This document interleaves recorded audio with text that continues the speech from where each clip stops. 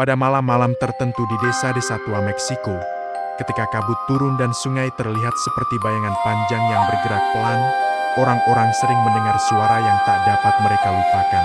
Suara seorang wanita menangis, terkadang lirih, terkadang melengking, terkadang seperti memanggil seseorang yang tidak lagi bisa menjawab. Orang-orang menyebutnya La Llorona, wanita menangis. Tetapi, sebelum La Llorona menjadi sosok roh yang menakutkan, ia adalah seorang wanita biasa. Wanita dengan hati penuh cinta dan nasib yang terlalu gelap untuk ditanggung manusia. Namanya Mara. Ia tinggal di sebuah desa kecil yang damai. Mara dikenal sebagai wanita paling cantik di seluruh wilayah. Parasnya anggun, rambut hitam panjang, dan senyumnya mampu membuat siapapun berhenti sejenak hanya untuk memandangnya. Namun yang lebih memikat dari Mara adalah hatinya. Ia mencintai alam, mencintai keluarganya, dan mencintai dua anak kecil yang selalu berlari di sisinya. Suatu hari, Mara bertemu seorang pria tampan dari keluarga bangsawan.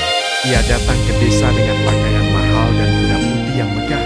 Mata Mara dan pria itu bertemu. Sejak saat itu, hidup Mara berubah. Pria itu terpesona oleh kecantikannya, dan Mara jatuh cinta pada kelembutannya. Mereka menikah tak lama setelah itu. Namun kebahagiaan Mara tidak bertahan lama.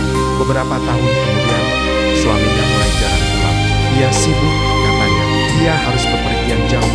Mara percaya, sampai akhirnya suatu sore, ia melihat suaminya kembali ke desa. Namun bukan untuk menemuinya. Suaminya datang dengan seorang wanita lain. Wanita bangsawan. Wanita yang cocok dengan keluarga dan statusnya. Dan ia mengabaikan Mara. Seolah-olah Mara bukan lagi bagian hidupnya. Saat itu, Mara merasa hatinya hancur. Ia berdiri di tepi sungai bersama kedua anaknya.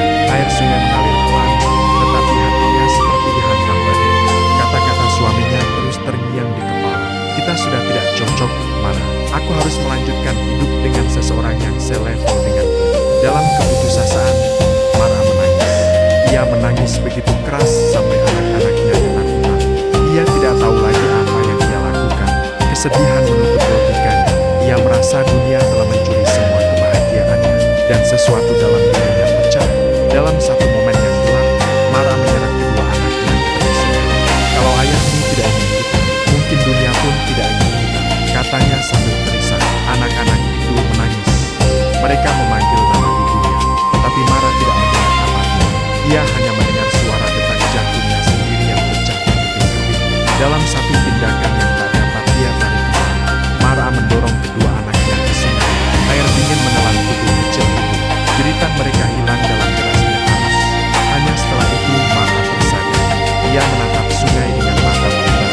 Apa yang sudah kulakukan? Bisiknya. Ia mencoba meraih mereka. Ia berlari mengikuti arus. Ia melompat ke dalam air. Tetapi sudah terlambat. Anak-anak itu tidak kembali. Mara menangis semalaman di tepi sungai. Tangisnya menjadi panjang, menggema, dan memilukan. Bahkan hewan-hewan di hutan terdiam mendengarnya. Saat fajar datang, Mara berjalan pelan ke dalam sungai, sampai tubuhnya tenggelam oleh arus yang pernah menelan anak-anaknya. Ketika orang-orang menemukan tempat itu, Mara sudah menghilang. Tetapi sejak hari itu, suara tangisnya tidak pernah berhenti. Penduduk desa mulai mendengar suara samar, "Aku kehilangan anak-anakku. Di mana mereka? Anakku, anakku." Suara itu sering terdengar di sepanjang sungai. Terkadang di malam yang sepi, terkadang di saat hujan turun, kadang seperti suara yang sangat dekat. Padahal tidak ada siapapun di sekitar. Lama-kelamaan, Mara tidak lagi terlihat sebagai manusia. Ia menjadi sosok wanita tinggi dengan gaun basah, rambut panjang menutupi wajah, dan tubuh yang bergerak pelan seperti melayang. Ia mencari, selalu mencari, mengitari sungai, danau, bahkan jalan desa yang sepi. Orang-orang berkata, La Llorona mencari anaknya, dan ia tidak mengenali siapapun di dunia ini.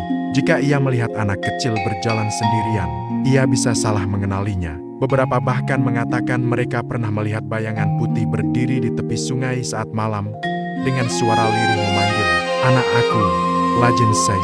Sampai sekarang, La Llorona masih mencari kedua anaknya yang hilang, tersesat antara dunia manusia dan dunia arwah, menangis, menyesal selamanya. Dan bagi siapapun yang berjalan di dekat sungai pada malam berkabut, jangan pernah memanggil namanya.